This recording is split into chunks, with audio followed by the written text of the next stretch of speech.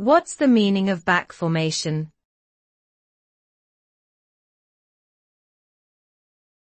Back formation.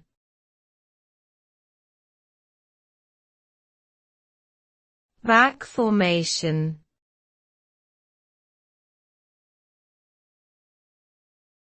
Back formation.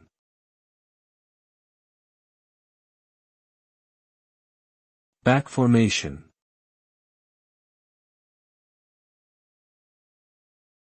Back formation is a linguistic process where a new word is created by removing an affix from an existing word. For example, the word editor was formed by back formation from editorial.